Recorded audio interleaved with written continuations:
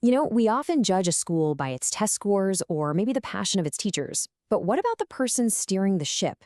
The truth is, behind every single thriving school is a great leader. So in this explainer, we're going to unpack what modern school leadership is all about, from the core functions they have to perform to the unique styles they use to really inspire success. So, what's the secret sauce here? What's the big difference? Is it about being some kind of charismatic visionary? Or maybe a strict disciplinarian? Well, the truth is, it's not some secret formula. It's actually a really powerful mix of timeless principles and modern skills. And we're about to break it all down for you. Okay, to really get to the heart of what makes a great leader, we first have to understand the fundamentals of good management. And this isn't just about keeping the lights on and the school running. It's about shifting from a world of, well, accidental wins to one where success is intentionally designed and achieved again and again. At its core, management is really just the art of using what you've got to get where you want to go. Now, for a school leader, resources aren't just the budget. I mean, it's the passion of your teachers, the incredible potential of your students, and the support of your community. And the objective? Well, that's always going to be student achievement. To do this effectively, leaders have to juggle 5 key resources, often called the 5 M's. You've got your people, man, your processes or methods, your money, your materials, and your machinery, which is all your tools and tech. A truly great leader knows how to orchestrate all 5 of these elements to create this harmonious and successful learning environment. So a leader has all these resources at their disposal, but how do they actually put them to work? I mean, what do they do? Well, that brings us to the 4 core functions of leadership. Think of these as the essential toolkit that every single effective school leader is using on a daily basis. It all starts with a vision. That's the leading part. Then, you've got to create a roadmap to get there, and that's planning.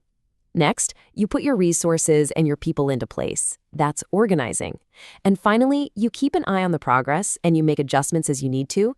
That's controlling. And it's not a one-time thing, it's a continuous cycle of improvement. But let's be clear, planning isn't just about making a timetable for classes. No, it's about thinking on 3 totally different levels. You've got your long-term, big picture, strategic goals, your day-to-day procedural plans, and then your crucial what-if plans, exigency plans, for when things go sideways. A great leader is prepared for anything. So those 4 functions, they're the bedrock of leadership. They're timeless. But in the 21st century, how a leader applies them has changed, dramatically. It's no longer about just top-down commands.